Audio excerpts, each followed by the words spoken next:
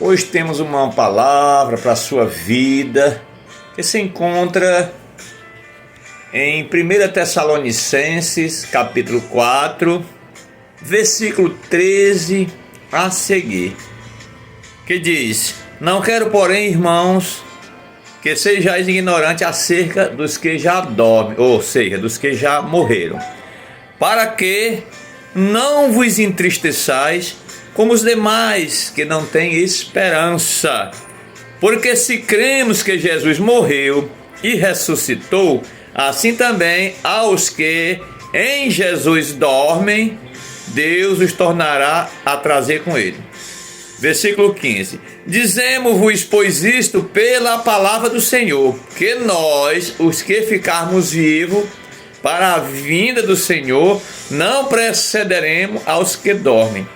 Porque o mesmo Senhor descerá do céu com alarido, com a voz do arcanjo e com a trombeta de Deus. E os que morreram em Cristo ressuscitarão primeiro.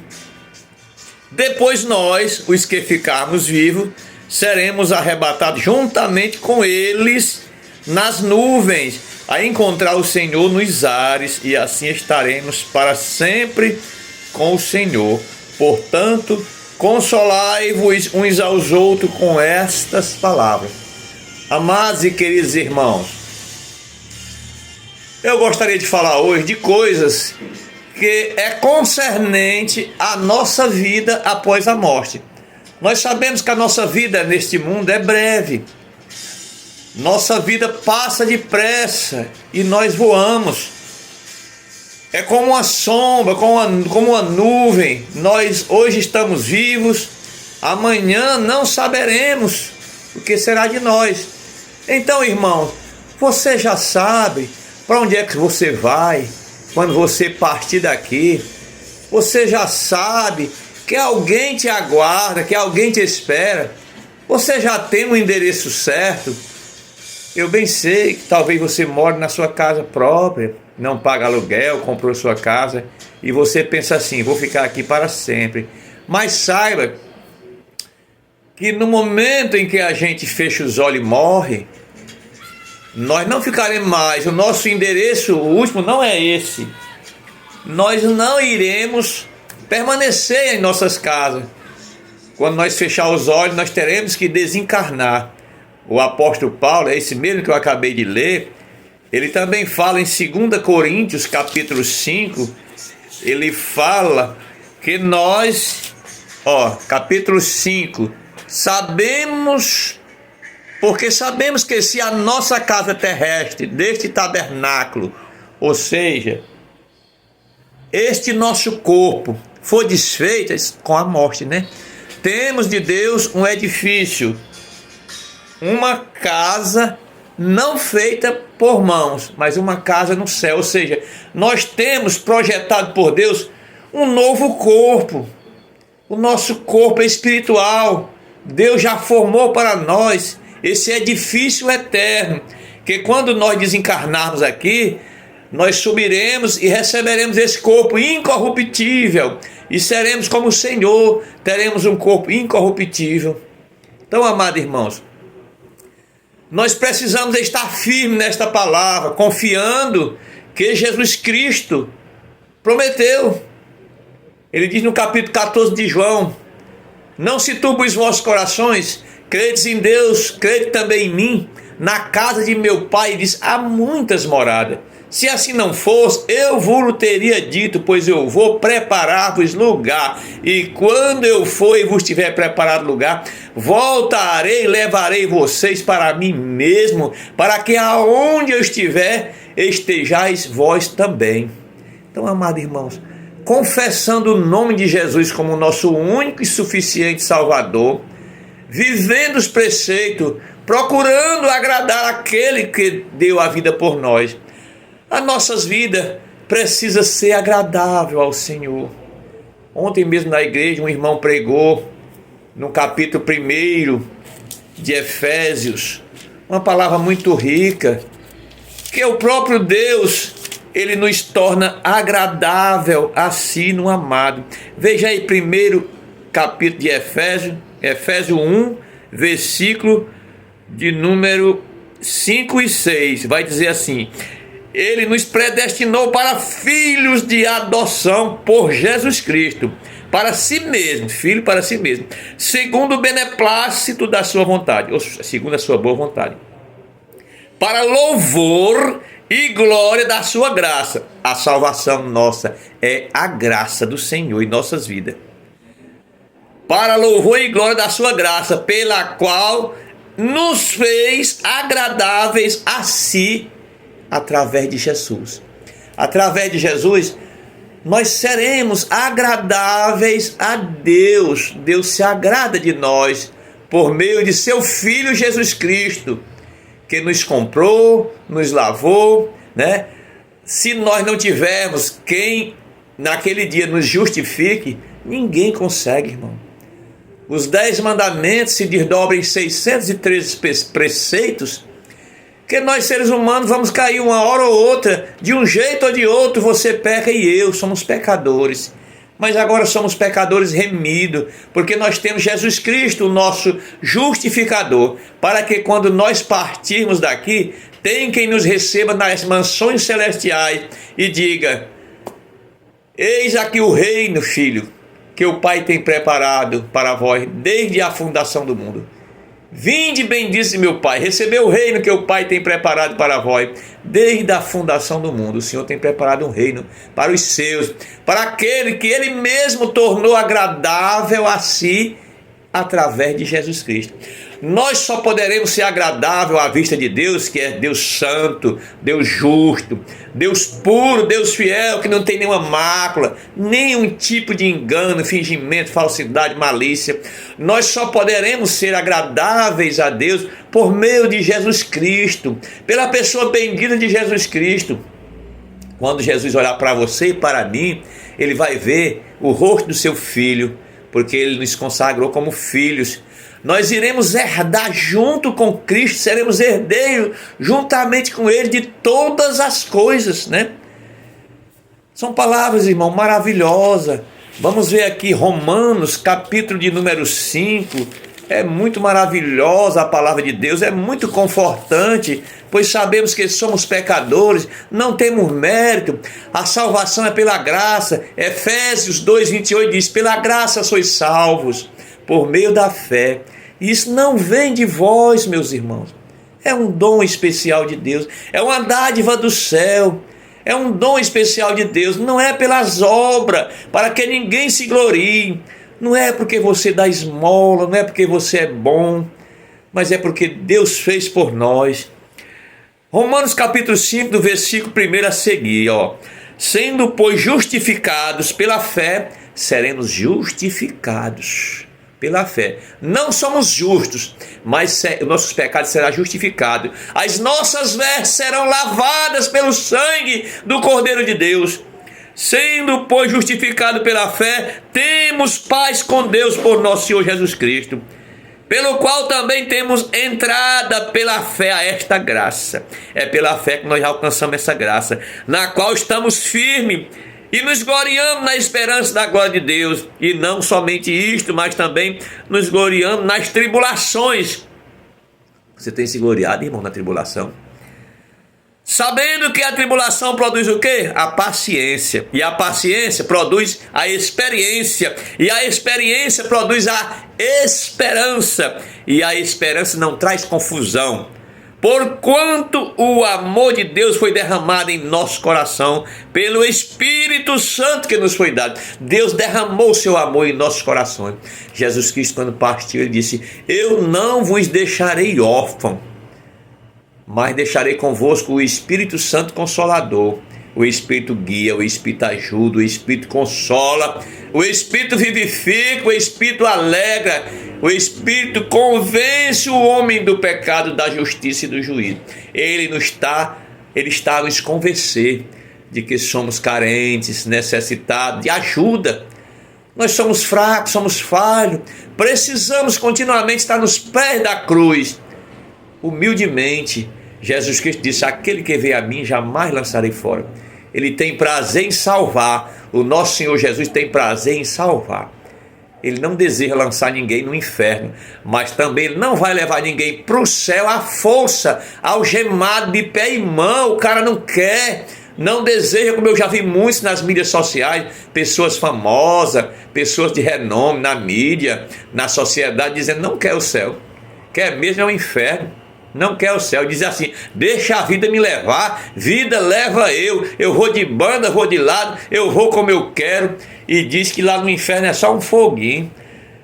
Satanás enganou essas pessoas. Deus quer para nós é vida com abundância. Ele quer para nós vida e paz nesta vida e consolo. O rei Davi, ele tinha o Espírito na vida dele, o Espírito de Deus, a alegria da salvação. Aí ele faz um pecado gravíssimo, né? Um adultério, um assassinato, e envolveu muitos pecados junto. E ali, sem saber, ele foi perdendo a presença de Deus devagarinho, mas ele se achega a Deus. Lá no Salmo 51, ele pede perdão: tem misericórdia de mim, Senhor, não me lance fora da tua presença, não retire de mim o teu Espírito Santo. Ele diz: torna a dar-me a alegria da tua salvação. Então, meus amados irmãos, você tem que ter essa certeza da salvação, não porque você é bom, não porque você merece, mas porque Deus é bom e você tem essa esperança. A salvação, ela tem que ser logo. Você tem que sentir esse gozo da salvação desde já. Meu amado irmão, não gosto de pregar sobre bens materiais, né? Pessoas vão ganhar dinheiro, vai enricar. Jesus Cristo não prometeu nada disso, mas ele disse: nesse mundo tereis aflição, mas tende bom ânimo, eu venci o mundo, vós também vencerão. Então, eu quero falar de coisas eternas, irmão. Do que adianta, Jesus Cristo falou, o homem ganhar o mundo todo e perder a sua alma? Do que adianta o homem ser famoso e viver 100 anos e ter sucesso em tudo que faz, mas ele vai chegar ao fim da vida aqui, da sua jornada. Se ele partir, vai ouvir aquelas duras palavras: apartai-vos de mim, maldito, para as trevas exteriores, preparado para Satanás e seus anjos. Muitos vão ouvir essas duras palavras em seus ouvidos, até mesmo aqueles que não creem. Mas o tempo ainda existe, irmão. Enquanto há vida e esperança, porque a Bíblia diz: mais vale um cachorro vivo do que um leão morto. Um leão morto, irmão, nada faz. Um cachorro vivo pelo menos late, avisa o dono. Um leão morto só faz feder. Então, enquanto você está vivo, você ainda tem esperança. Agora, depois da morte, não tem mais jeito. Depois da morte é prego batido e ponta virada. Está fixado o nosso destino eterno, ou na presença do Senhor, ou longe do Senhor. Depois da morte está fixado o nosso estado eterno, ou com Deus ou sem Deus. É motivo para você se preocupar, meu irmão, porque você tem um coração que bate dentro de você desde que você foi gerado. Quantas mil vezes seu coração não bate por minuto e ele não pode parar? E você respira por as narinas, né? Se você ficar sem ar 5 minutos, sua vida se esvai. A vida é muito breve. Esse corpo vai se desfazer. Mas Paulo disse: eu tenho de Deus um edifício eterno que o Pai preparou. Eu hoje uso dentadura, mas eu sei que quando o Senhor me chamar, ou na sua vinda, se Ele voltar, ou eu estiver no túmulo, eu vou receber um corpo novo, vou ser transformado. Você que tem uma deficiência, que é cego, que é surdo, ou você que falta um membro do corpo, ou você que ficou careca, ou você que está defeituoso, está velho, não. Você vai voltar na sua plenitude. Você vai ser completo. Aí no céu não vai ter velhinho de bengala, de moleta, não vai ter ninguém cego, não vai ter ninguém defeituoso. Você vai voltar na sua completude, na sua maioridade, quando você cresceu. Tem gente que cresce até os 20, outros param de crescer aos 18. Então Deus vai estabelecer um momento que você para de crescer, para você não ter nenhuma ruga, nenhuma falha, nenhum defeito, nenhuma cicatriz. Vai ser perfeito. No céu Deus vai enxugar toda lágrima. Irmãos, eu creio isso e tenho convicção com todo o meu ser, no âmago da minha alma, eu tenho certeza, porque eu já tive experiência sobrenatural com Deus, e eu sei que a vida eterna é uma realidade. É uma realidade. E muitos que não crê vão ter uma surpresa desagradável quando eles partirem daqui. No momento que fechar os olhos, que o espírito desencarnar desse corpo, ele vai ter surpresa de não ter crido, de não ter obedecido, de não ter vivido a palavra de Deus, porque está aqui, irmão, pão do céu, pão vivo, manancial, a palavra de Deus. Jesus Cristo é a palavra viva, e essa aqui é a Bíblia Sagrada, também é a palavra de Deus. E nós não devemos desprezar, examinar as Escrituras, continuai, errai, diz Jesus, por não conhecer as Escrituras e o poder de Deus. Nós temos que nos alimentar desta palavra a cada dia, buscando de todo o coração compreender a vontade de Deus para a nossa vida. Porque sabemos que a nossa morada não é aqui. Nós não somos daqui, nós somos de lá. A nossa pátria não é aqui. O nosso tesouro não tem que estar aqui. O nosso tesouro tem que estar lá, na Jerusalém celestial, aonde vai ter gozo, paz. Você vai conhecer todas as pessoas lá. Você vai conhecer os seus entes queridos, que também foram salvos. Eu creio que muitos vão ser salvos. Eu não vou pregar religião, porque Jesus não era um religioso. Jesus pregava a verdade, abraçava a todos. Jesus abraçou um leproso. Pela lógica, a lepra do leproso ia passar para Jesus, ele ia ficar leproso, mas não aconteceu isso. Pelo contrário, a graça de Jesus, o amor de Jesus passou para o leproso e o leproso ficou curado. Então, irmão, as coisas de Deus não tem como se explicar. O sobrenatural é real, ele acontece a cada dia em nossas vidas. A nossa vida é um milagre diante de Deus. Nós vivemos neste mundo conturbado, você está vendo tudo o que está acontecendo, o cumprimento das Escrituras está muito perto de Jesus voltar. A qualquer momento Jesus volta, e se ele não voltar, irmão, você e eu vamos a qualquer momento. Nós estamos aqui à disposição. Na hora que o Senhor chamar, ó, vem para cá. Ninguém pode dizer que não quer ir, não está na hora, ainda sou novo, ainda sou jovem, ainda quero desfrutar, não. Jesus manda e não é mandado, dá ordem e não recebe ordem, mata e não vai preso. Ele é o dono da vida. Ele não precisa de passaporte para entrar em qualquer nação e cruzar qualquer fronteira. E nem precisa de tradutor para traduzir. Ele conhece todas as línguas, todos os dialetos do mundo estão na sua presença. Ele sabe tudo. Ele é onisciente, onipotente, onipresente. Ele tem todo o poder, toda a força. Nele reside toda a sabedoria, porque nele estão escondidos todos os tesouros da sabedoria e da ciência. Jesus Cristo de Nazaré, aquele que deu sua vida por nós. Meu irmão, eu faço um apelo: busque ao Senhor de todo o teu coração. Você que ora e pede, continue pedindo e confiando. Jesus Cristo diz: pedi, dá-se-vos-á, buscai, acharei, batei e abri-se-vos-á. Todo aquele que pede, recebe, o que procura, acha, o que bate, a porta se abre. Qual de vós, sendo pai, que se o filho pede pão, dá uma pedra? Ou se pede peixe, dá uma cobra? Ou se pede um ovo, dá um escorpião, uma lacraia? Não, se o filho pede pão, você dá é pão. Se ele pede peixe, você dá é peixe. Jesus Cristo disse mais: se vós que sois maus, sabeis dar as boas dádivas aos vossos filhos, quanto mais o Pai Celestial vos dará até o Espírito Santo àqueles que vos pedirem. Meus amados irmãos, meu coração vinha arder há dias, porque eu gravei alguns shorts com algumas curiosidades, somente para chamar a atenção de alguém para ouvir, apontando sempre para a palavra. Mas o Senhor falou forte ao meu coração: não dê para o meu povo xilito que não alimenta eles, não alimente esse povo com xilito. Não é, meu irmão? A palavra de Deus é forte.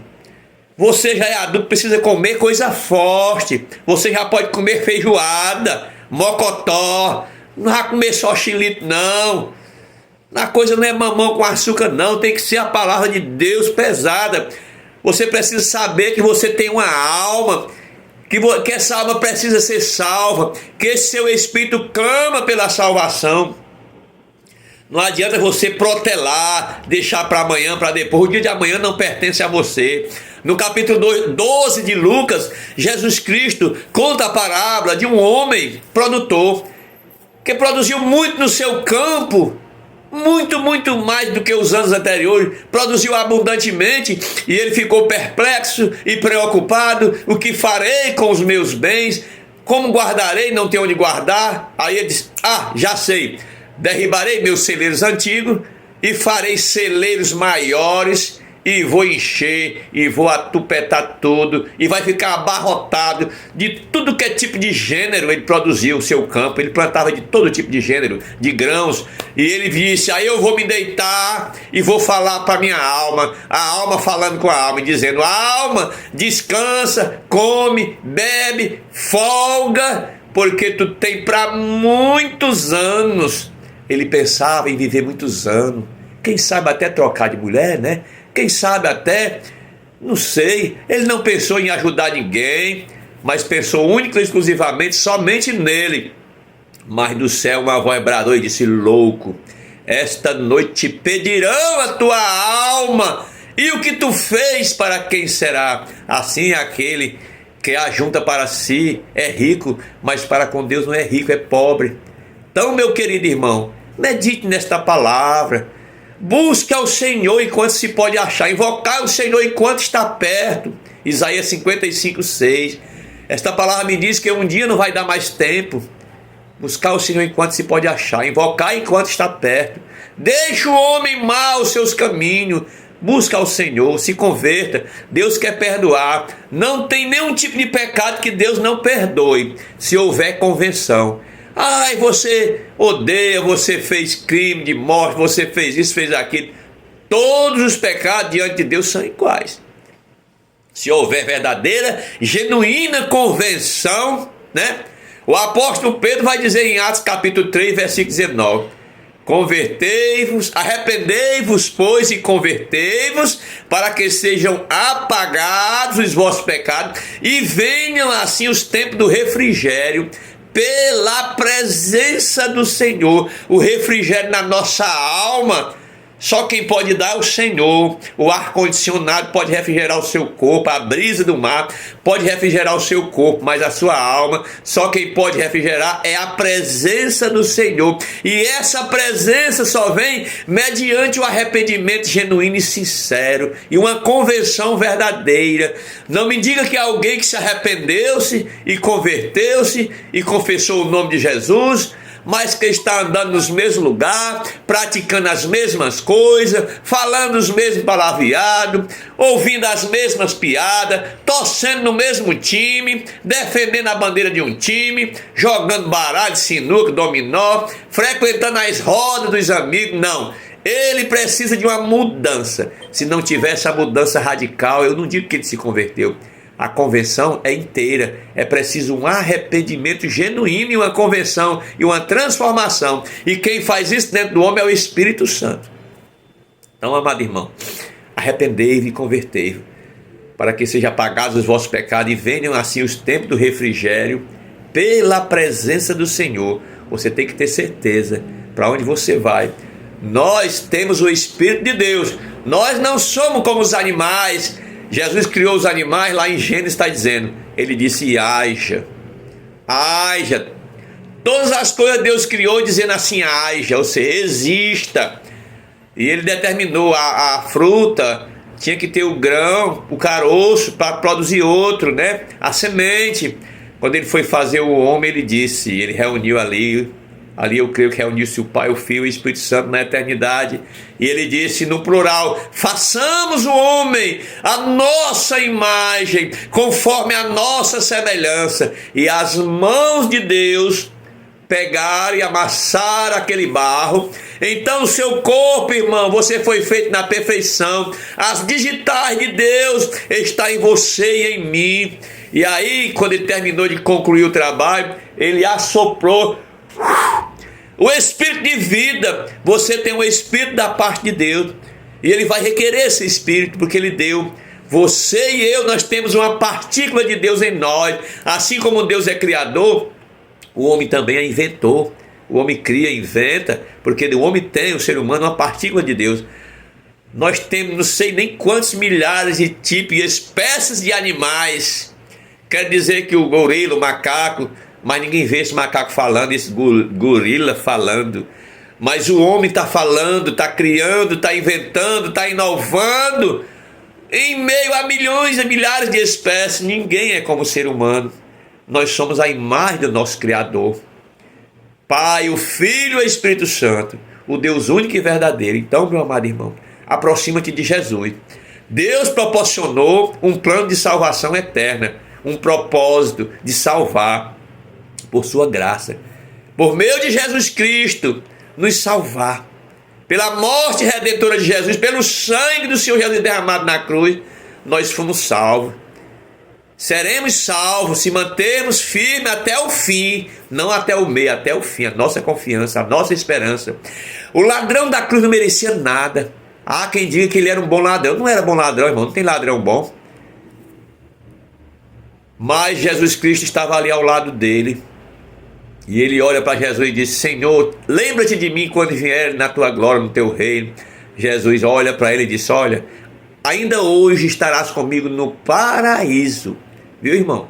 No dia que você morre, seu corpo vai para a terra, para o chão, vira pó. Mas o seu espírito e a sua alma, as suas lembranças vão para o paraíso. Isso se tiver com Deus. Senão, é a antessala do inferno. A mão direita é de Deus e a esquerda. Jesus Cristo fez uma divisão entre bodes e ovelhas, os cordeiros. Ele chamou os cordeiros à sua direita e os bodes à sua esquerda. Não, amado irmão, fique com essa palavra. Busca a salvação, é o mais importante. É o mais importante, é nós termos salvação. Se nós sofrermos nessa vida, e para muitos sermos um derrotado, quem é que disse que Paulo foi um vitorioso? O apóstolo Paulo, que escreveu 13 lindas e belas cartas inspiradas pelo Espírito Santo e nos deixou esse manancial vivo. Paulo não viveu, não desfrutou, nem sequer casou, porque disse que ia atrapalhar o meu ministério, porque ia ter filho e esposa. Ele viveu para Deus. Toda a sua vida parecia um sacrifício e ele achava que tudo isso era nada. Ele diz: perdi tudo que tenho e tudo que perdi considero como lixo, como coisa que não vale nada. Tudo que ele tinha ele perdeu, considerava como lixo, para ganhar a Jesus, para conhecer a Jesus Cristo, o poder da ressurreição. Aí você me pergunta: e aqueles que morreram há 6.000 anos? O primeiro que morreu foi Abel. Primeiro humano que morreu foi Abel e foi matado pelo seu irmão, foi um assassinato. Mas Deus tem a cópia dele. Deus faz como quer. Eu não sei como é, irmão, não entendo, mas creio. Eu não entendo como é que Jesus andou em cima do mar, sendo ele mais pesado do que a água.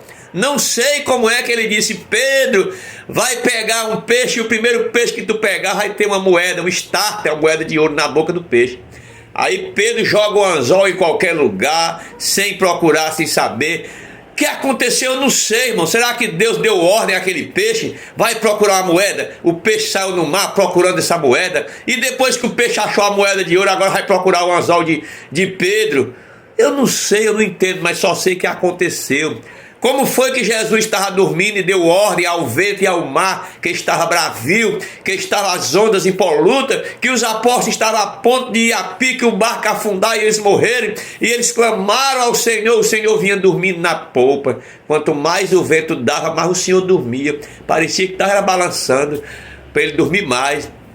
Jesus se levanta e dá uma ordem de autoridade, uma palavra, e diz: te cala mar, te cala vento. Se fez bonança, irmão. Um silêncio profundo. Não se ouvia mais o mar, não se ouvia mais o vento. Eu não entendo como isso aconteceu, mas eu creio que aconteceu. Eu não sei o que foi que aconteceu com o corpo de Lázaro. Depois de 4 dias de morto, já estava em decomposição. a ciência não explica, não tem lógica, irmão. Não vá pela lógica, as coisas de Deus não tem lógica humana. É por isso que a ciência se bate, porque a ciência só crê no que pega, no que cheira, no que prova, no que toca. Mas com Deus é pela fé. As coisas acontecem, irmão, sem que nós compreendamos, sem que nós entendamos, mas nós temos que crer. Como foi que Deus abriu o Mar Vermelho, 2 paredão d'água à direita e à esquerda, e passou ali mais de 600 mil homens, sem contar mulheres e crianças, atravessaram aquele braço de mar enorme. Não sei como aconteceu, não há explicação lógica, a minha lógica não, nem a sua, mas eu creio no poder de Deus.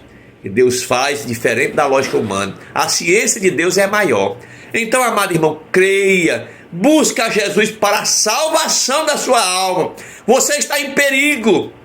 Você que não tem Jesus, não confessou o nome de Jesus, não anda buscando a palavra de Deus, tem que crer e ser batizado e buscar a palavra de Deus. Jesus falou no capítulo 28 de Mateus. Eu não estou mais preocupado com o tamanho do vídeo não, irmão. Quem quiser ver, veja. Quem não quiser, eu faço short de 2 minutos. Capítulo 28, versículo 19 de Mateus. Portanto, ide e ensinai todas as nações, batizando-as em nome do Pai, do Filho e do Espírito Santo, ensinando-as a guardar todas as coisas que eu vos tenho mandado. Eis que eu estou convosco todos os dias, até a consumação dos séculos. Amém? Que Deus abençoe sua vida, que o Espírito Santo possa colocar esta palavra dentro do teu coração, porque não sou eu, não somos nós que pregamos, mas é o Espírito Santo que coloca a palavra no coração. Deus abençoe tua vida e que tu busque ao Senhor de todo o teu coração. Amém?